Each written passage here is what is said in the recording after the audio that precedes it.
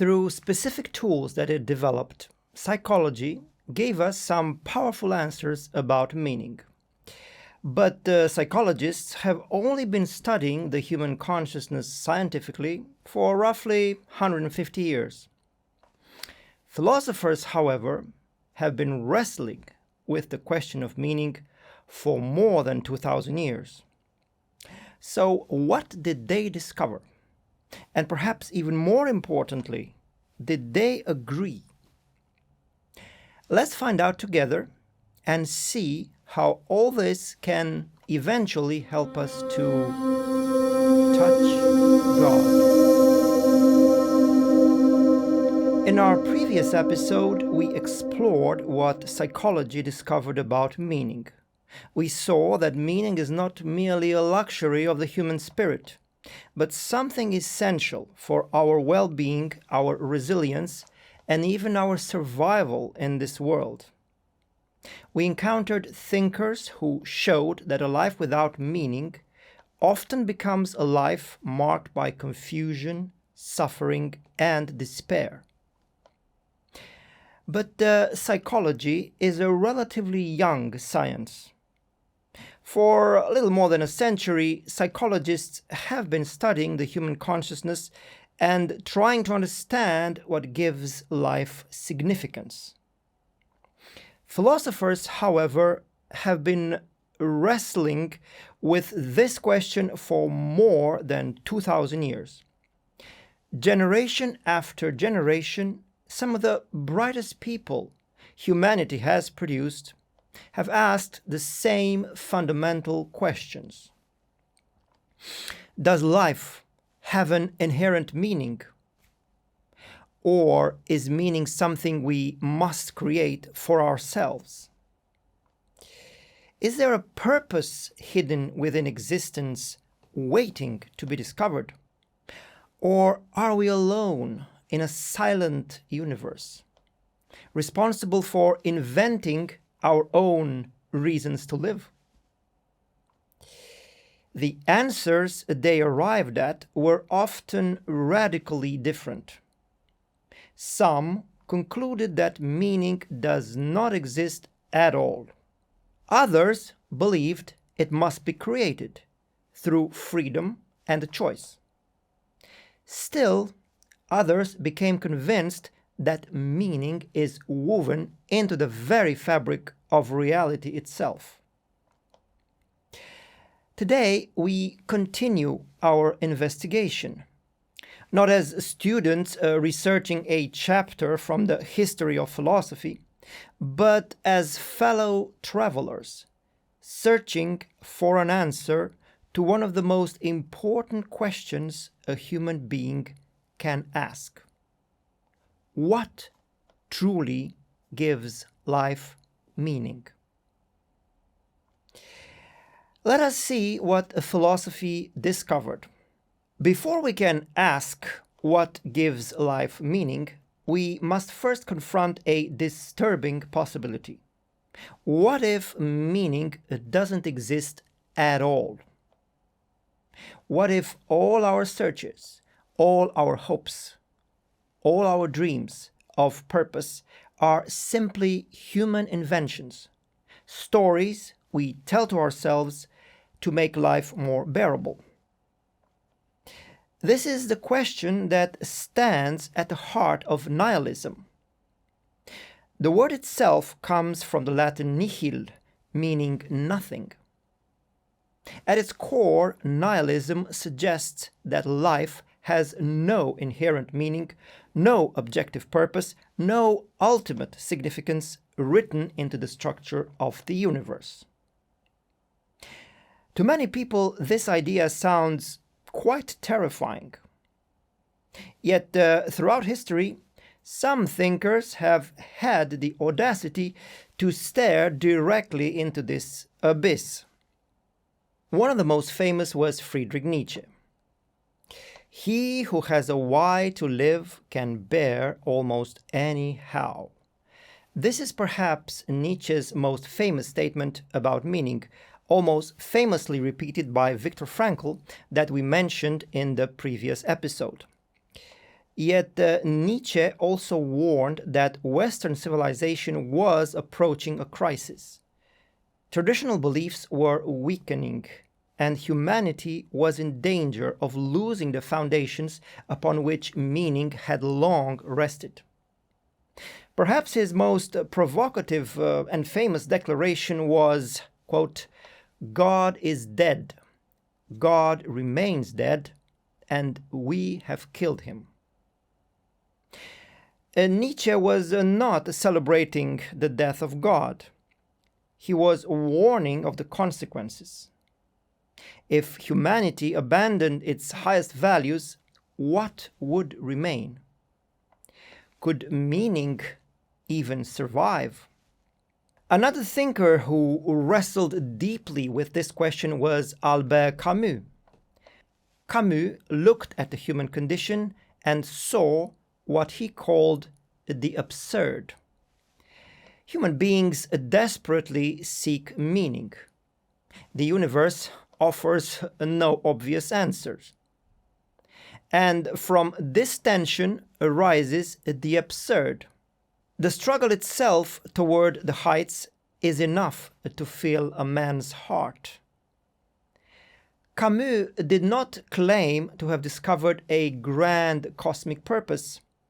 Instead, he argued that even in the face of uncertainty, human beings can choose to live fully, courageously, and authentically.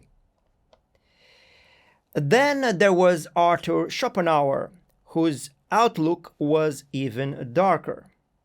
Schopenhauer believed that much of human life is driven by endless desire.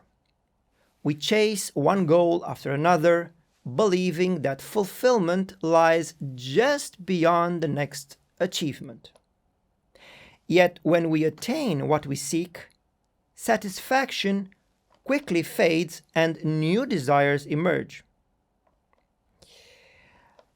Life swings like a pendulum backward and forward between pain and boredom. For Schopenhauer, suffering was not an exception to life. It was woven deeply into its fabric. Human beings are driven by an endless cycle of desires. We pursue one goal after another, convinced that fulfillment lies just beyond the next achievement. Yet once a desire is satisfied, another quickly takes its place.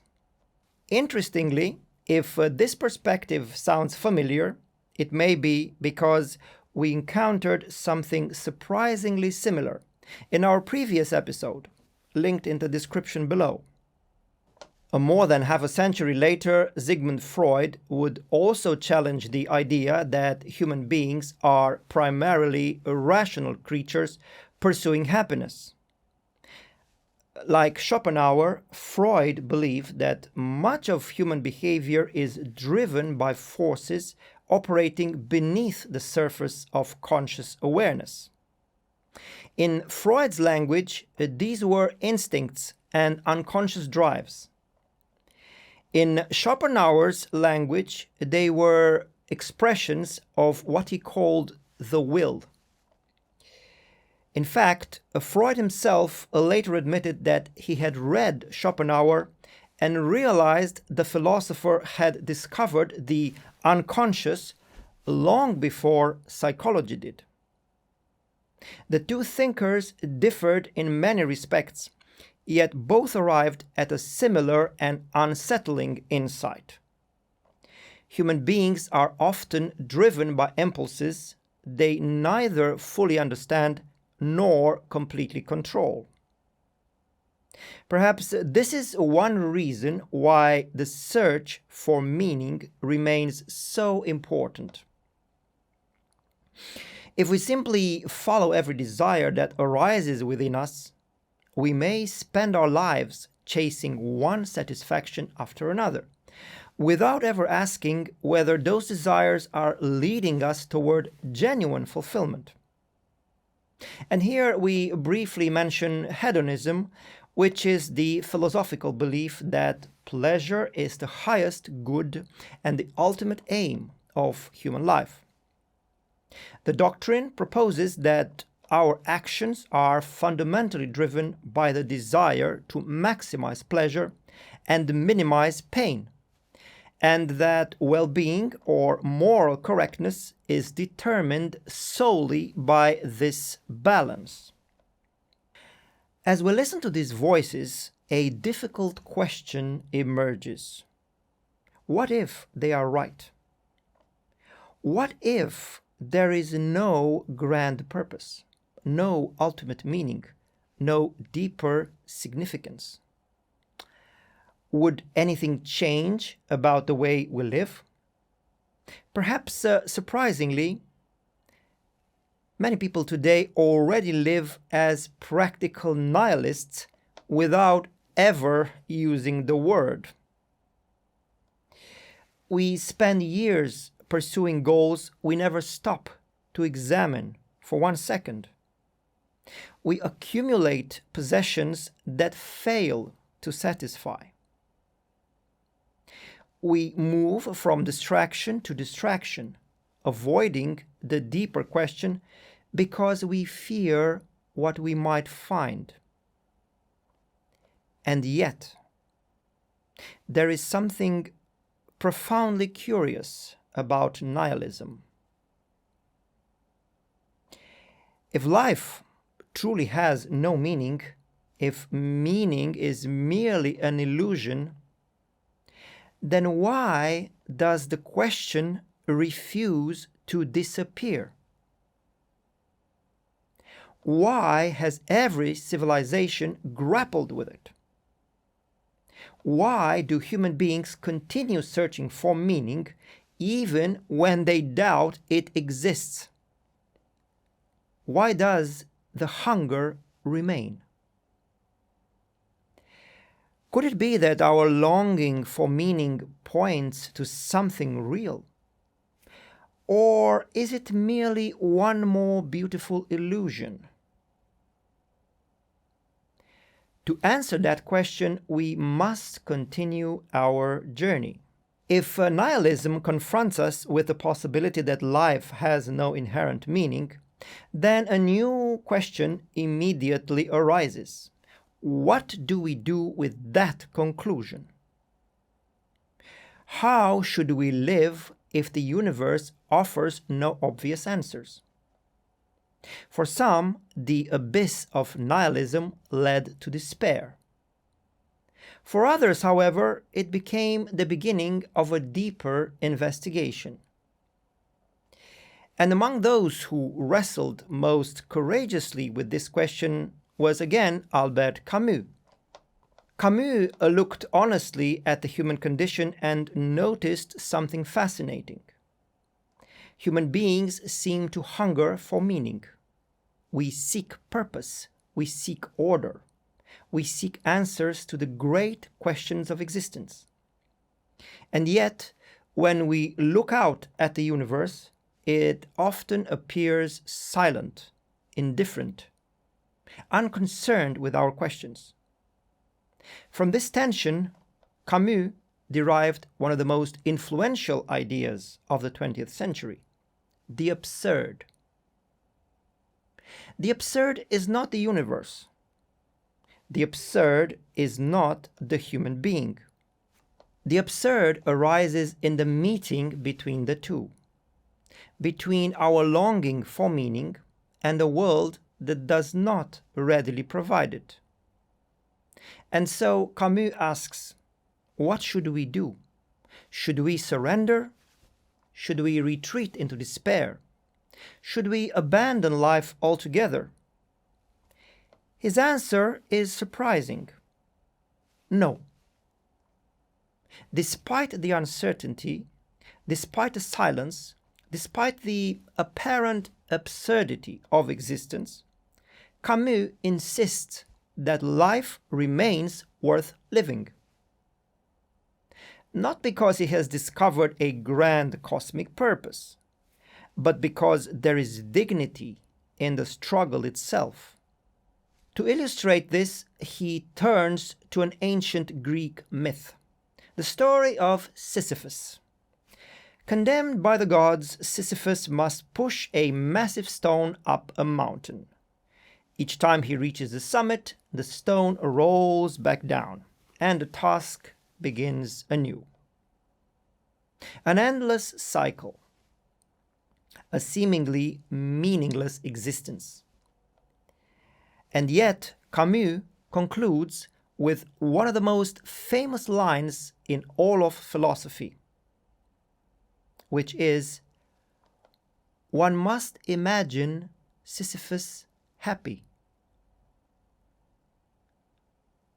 At first glance, this seems absurd in itself.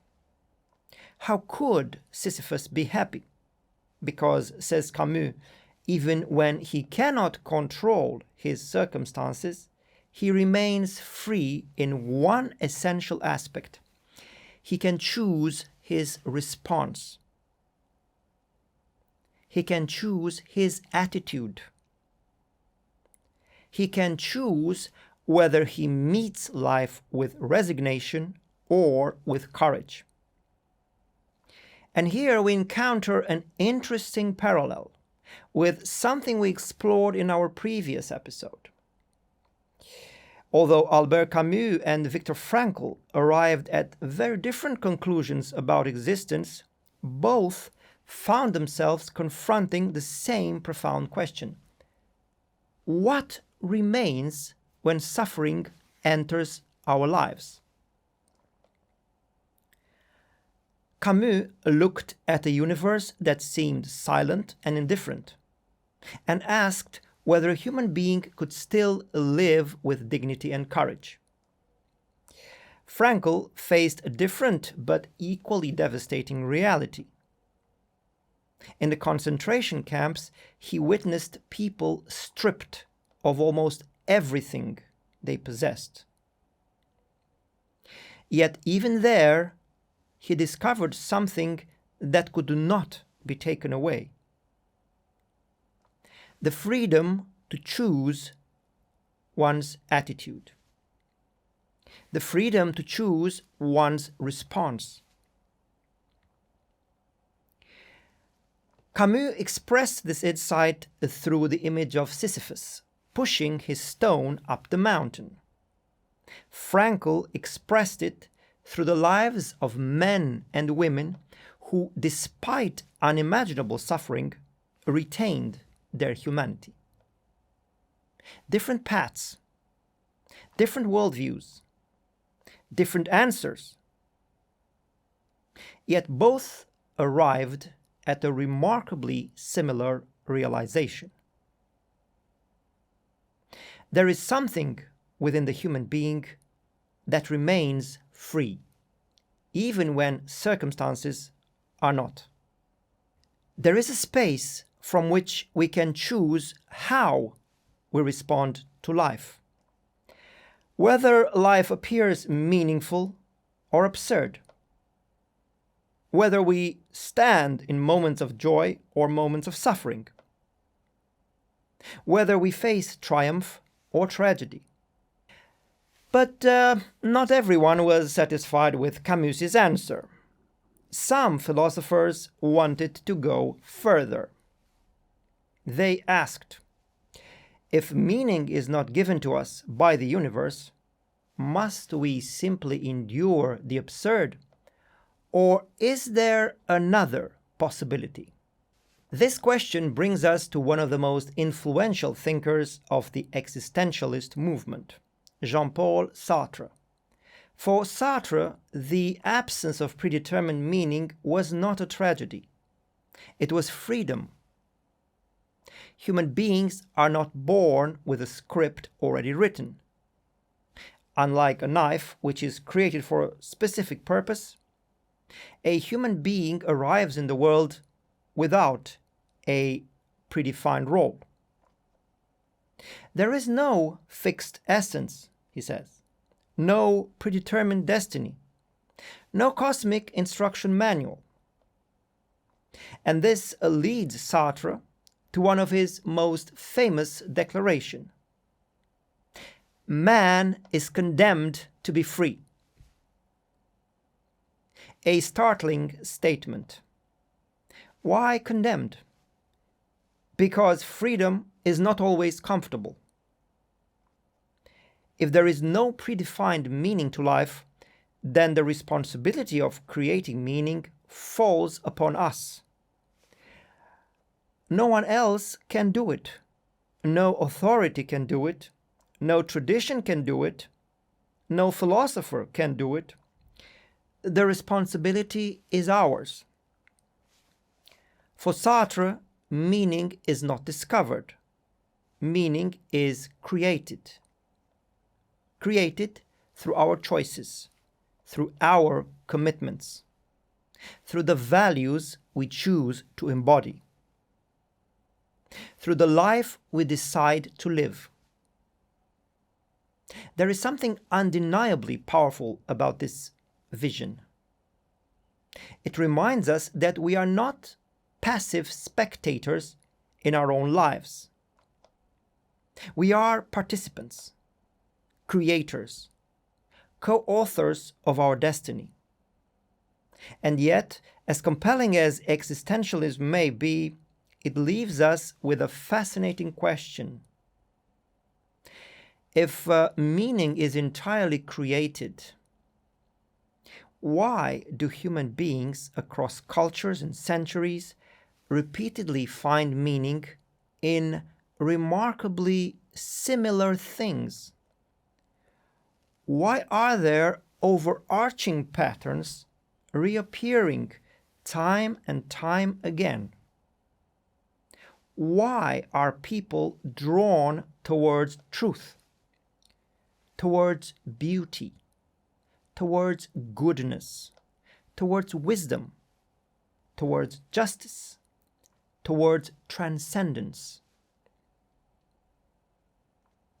Why do these ideals continue to appear again and again throughout human history? Is this merely coincidence? Or could it suggest that meaning is not only created but also discovered? To explore that possibility, we must travel much further back in time to some of the earliest philosophers who ever reflected upon the purpose of human existence. So far, we have explored two radically different possibilities. Nihilism tells us that meaning does not exist. Existentialism tells us that meaning must be created. But what if both perspectives overlook something important? What if meaning is not something we invent? What if it is something we discover? To explore this possibility, we must travel back more than 2,000 years to the world of ancient Greece.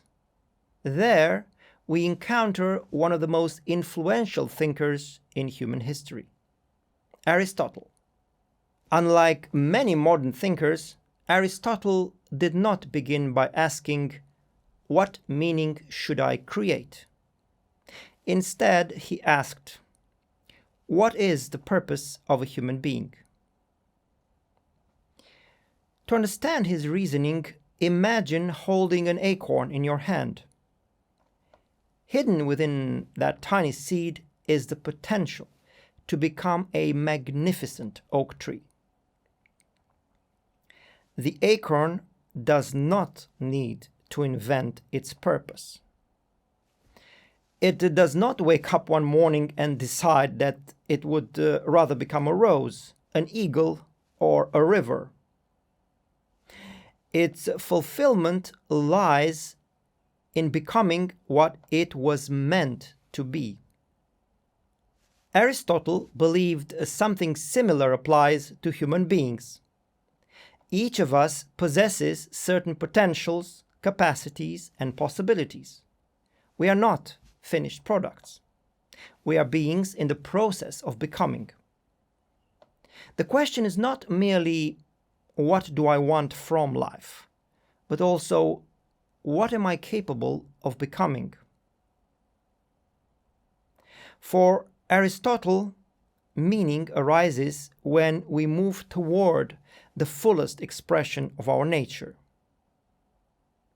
He called this state eudaimonia, a word often translated as happiness, but which more accurately means flourishing, thriving, or living well. Knowing yourself is the beginning of all wisdom. Although often attributed to Aristotle, this ancient Greek insight beautifully captures the spirit of his philosophy.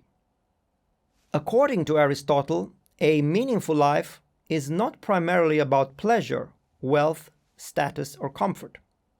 These things have their place, but they cannot satisfy the deepest aspirations of the human soul. They cannot truly nourish it. True fulfillment comes through the cultivation of virtue, through wisdom, through courage, through justice, through excellence of character. In other words, meaning is discovered as we become more fully what we truly are. And here we encounter a fascinating contrast. Existentialists tell us, create yourself. Aristotle tells us, discover and actualize your deepest potential. Both perspectives contain profound insights. Interestingly, if you've watched our previous episode, What Psychology Discovered About Meaning, linked in the description below, Aristotle's ideas may sound surprisingly familiar. More than 2,000 years later, Viktor Frankl, again, would also argue that human fulfillment does not come primarily from pleasure or comfort, but from becoming what we are capable of becoming and answering the deeper call of life. Different eras, different vocabularies, yet a remarkably similar intuition. Philosophy's exploration of meaning, however, did not stop there. Another thinker had an even more astonishing proposal. His name, Plato. And his ideas would influence philosophers, theologians, mystics, and seekers for more than 2 millennia. Plato observed something curious.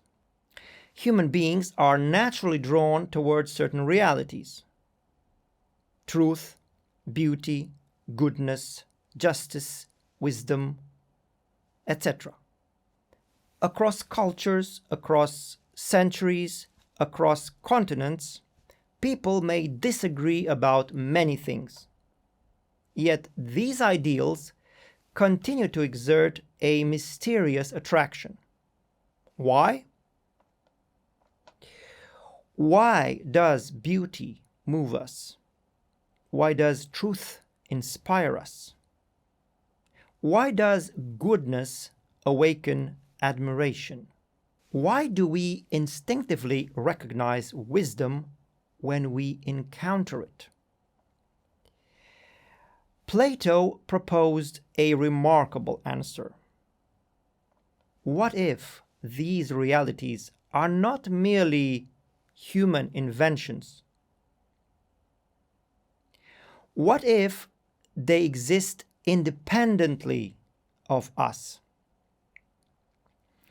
What if truth is not simply a human opinion? What if beauty is not merely a matter of taste? What if goodness is not merely a social convention? Plato believed that behind the changing world we perceive through our senses lies a deeper realm of reality, a realm of eternal principles and perfect forms. The beautiful things we encounter in life are beautiful because they participate, however imperfectly, in beauty itself. Acts of goodness point toward goodness itself. Truths point toward truth itself. The visible world becomes a reflection of something greater. We can easily forgive a child who is afraid of the dark. The real tragedy of life is when men are afraid of the light. Whether Plato actually spoke these exact words is debated, but they beautifully express the spirit of his philosophy. For Plato, the highest task of the human being is not merely to survive, consume, or entertain themselves. It is to awaken, to remember, to turn towards what is highest and most real. And suddenly, the conversation about meaning begins to shift. Meaning is no longer merely a psychological need. It is no longer merely a personal choice. It becomes connected to truth, to goodness, to beauty, to realities that seem to transcend the individual human consciousness. And this raises a fascinating possibility. What if the aspects we seek most deeply are not inventions of the human imagination?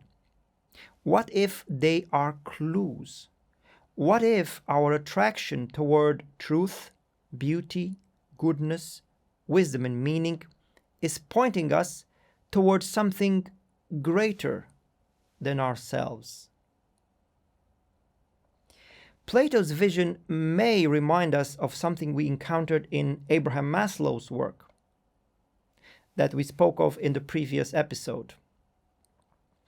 Once our basic needs are met, we begin seeking something higher. Maslow spoke of self-actualization and transcendence. Plato spoke of truth, beauty, and goodness. Both suggest that the human being is naturally oriented toward realities beyond mere survival. Interestingly, Plato's vision may also remind us of another perspective we encountered in our exploration of psychology. In the previous episode, we discussed the work of Stanislav Grof, one of the pioneers of transpersonal psychology. Although separated by more than 2,000 years, both Plato and Grof challenge a similar assumption, that ordinary perception reveals the whole of reality. Plato suggested that beyond the changing world of appearances lies a deeper level of existence, a realm of truth, beauty, goodness, and enduring principles. Grof, approaching the question from an entirely different direction, observed that in certain expanded states of consciousness, people sometimes report encounters with realities that seem to transcend the ordinary boundaries of the personal self. Neither thinker asks us to blindly accept their conclusions, but both invite us to consider a fascinating possibility. Perhaps reality is deeper than it first appears. Perhaps what we perceive in our ordinary state of awareness with our ordinary senses, our ordinary tools of perception, is only part of a much larger picture. And perhaps the human longing for truth, beauty, and meaning is connected to dimensions of existence that are not immediately visible or perceivable. Some philosophers would take this question even further, and in doing so, they would bring philosophy to the very threshold of spirituality. By this point in our journey, philosophy has taken us much further than we might have expected. We began with the possibility that meaning does not exist. We explored the idea that meaning must be created. We then encountered thinkers who suggested that meaning is something we discover. And now we arrive at a question that modifies everything. If truth, beauty, goodness, and meaning are real, where do they come from? What is their source? To explore this question, we turn to one of the most fascinating figures in the history of philosophy, Plotinus. Plotinus lived in the 3rd century Anno Domini, and his ideas would profoundly influence both Western and Eastern spiritual thought for centuries to come. Building upon Plato's vision, Plotinus proposed something extraordinary. Behind all things lies a single source, a reality beyond all categories, beyond all descriptions, beyond all concepts. He simply called it the One. Not a thing among other things, not an object within the universe, but the source from which all existence flows. For Plotinus, everything beautiful reflects something of this source. Everything true reflects something of this source. Everything good reflects something of this source. The countless forms we encounter in the world are like rays of sunlight. Different expressions, different reflections, yet all originating from the same sun. Imagine standing beside a lake at sunset. The surface of the water reflects the light. A window reflects the light. A polished stone reflects the light. Each reflection is different, yet none of them are the sun itself. For Plotinus, much of human life consists of becoming fascinated by the reflections while forgetting their source. And perhaps this explains something about our search for meaning.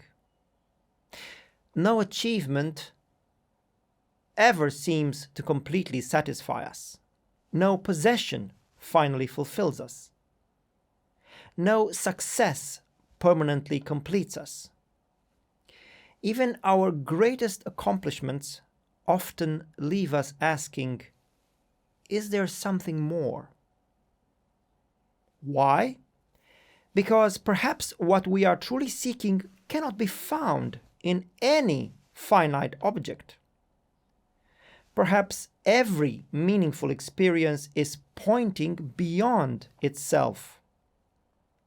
Perhaps every glimpse of beauty awakens a longing for a greater beauty. Every encounter with truth awakens a longing for deeper truth. Every experience of love awakens a longing for a greater love. Plotinus believed that the human soul carries within itself a mysterious nostalgia, a longing for its source, a yearning to return to that which is highest. Withdraw into yourself and look. Another beautiful insight associated with Plotinus. Not because truth is merely subjective, but because the deepest realities may require an inner journey as well as an outer one. At this point, another fascinating parallel begins to emerge. When we explored the work of Stanislav Grof in our previous episode, we encounter reports of people who described experiences that transcended their ordinary sense of identity. Many spoke of profound feelings of unity, interconnectedness, and contact with a reality greater than themselves. Plotinus, writing nearly 18 centuries earlier, described something remarkably similar. For him, the highest possibility available to the human being was not merely intellectual understanding, but a direct experience of union with the source from which all existence flows. Of course, Plotinus approached this question as a philosopher, while Grof approached it as a psychiatrist studying human consciousness. Yet both point toward a striking possibility: that some of the deepest experiences available to human beings may involve transcending the narrow boundaries of the individual ego and encountering a reality that feels larger, deeper, and more fundamental than ordinary experience. Perhaps it is no coincidence that across different eras, cultures, and disciplines, human beings continue to report experiences that seem to point in the same direction. At this point, philosophy begins to arrive at a remarkable frontier. The questions are no longer merely intellectual. They become existential, experiential, even spiritual. The philosopher is no longer asking only what is true. He begins asking what can be directly known, what can be experienced, what is the source toward which the human being is drawn. And here, standing at this threshold, something unexpected begins to emerge. Throughout this episode, we encountered philosophers who spoke of truth, beauty, goodness, wisdom, meaning. Again and again, these realities appeared across centuries, across cultures, across radically different worldviews. And yet a profound question remains unanswered. What exactly are these things? Are they merely ideas that exist in the human consciousness? Are they useful concepts created by civilizations? Or do they possess a reality of their own? What I am about to say may sound surprising, perhaps even impossible. Yet, it is a perspective that has existed for thousands of years within certain spiritual traditions. What if truth is not merely a concept? What if beauty is not merely a concept? What if love is not merely a concept?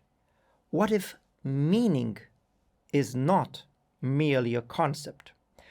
What if these realities exist independently of us? And what if they can be experienced directly? In our next episode, we will explore a fascinating and controversial idea: that what many traditions call the godly attributes of God are not simply abstract qualities, but living realities. And according to this perspective, they can be perceived, experienced, accumulated, and manifested within the human being. If this sounds impossible, good, because this is exactly where our next investigation begins.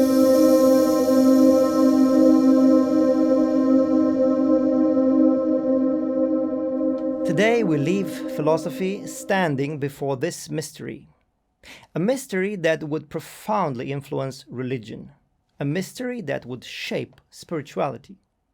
And a mystery that continues to inspire seekers even now. In our next exploration, we will examine a fascinating perspective that attempts to answer this question. Until then, I wish you all a highly meaningful and fruitful week. Thank you.